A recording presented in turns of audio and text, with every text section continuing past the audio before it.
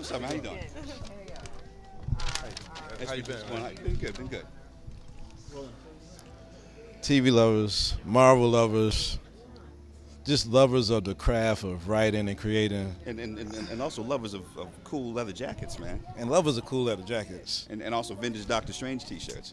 I had to hit it up with Marvel, man, because y'all really representing right now. Oh, How does it feel to like have a hit Netflix series about? I mean, in this universe where Marvel has just been touching so many assets of diversity and great story and storyline. How does it feel like being in that world?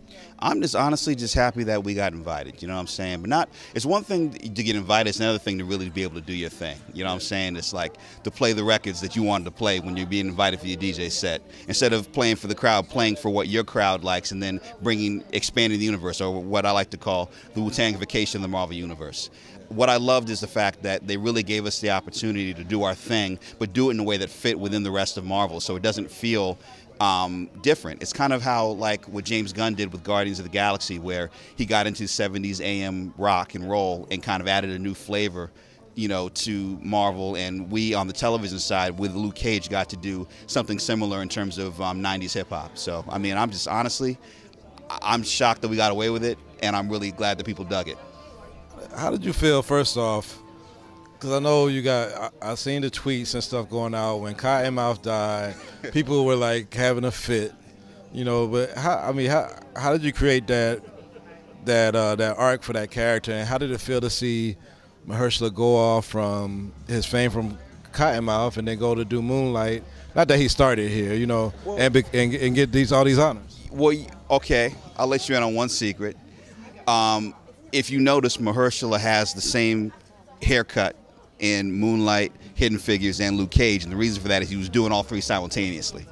And I still to this day don't know how he would, like, you know, be on set as Cottonmouth one day and then fly down to Florida and do Moonlight, or go to Virginia to do Hidden Figures, or I don't know, actually know where they filmed Hidden Figures. I think maybe Atlanta. But the thing was that that's how versatile he is. And so, if anything, we were just proud. We weren't like saying, okay, oh man, you left us behind. We were like, you know, he brought such light to our show, and then that light just kind of, everyone was just happy to have what he was doing. And I'm just, what he did as Cottonmouth was just remarkable. And to the point where people are like, you know, there have been tweets saying like, we don't care, just bring him back from the dead. It's Marvel, you know.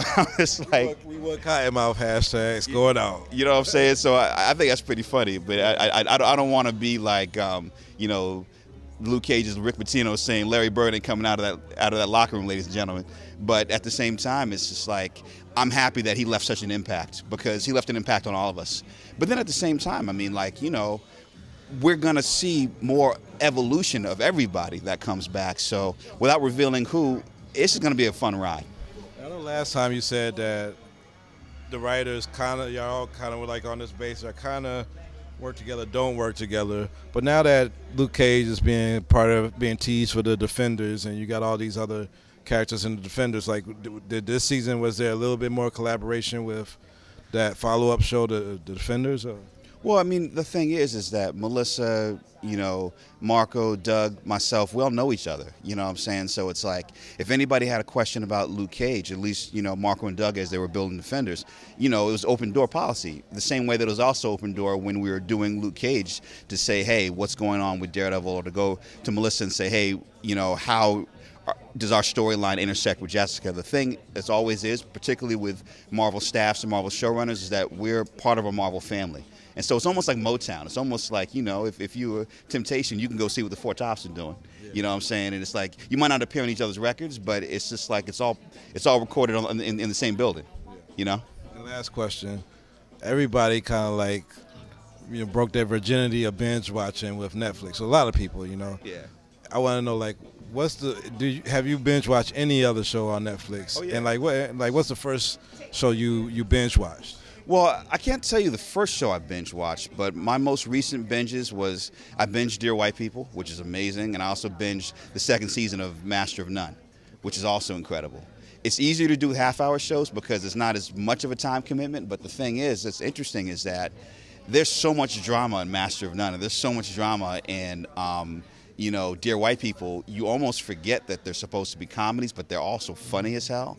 And it's just amazing just how much depth there is. And so the same thing where we were able to be surprisingly funky and have surprising depth in Luke Cage, I also looked to what to what Aziz, did with Master of None. I also to see what Justin and everybody did with Dear White People, and just be like, man, it's just like the competition is just dope. It's just like you looking around and you're just like, it's just inspiring because everyone's doing their thing and everyone's able to really bring a unique perspective, and so it's just dope.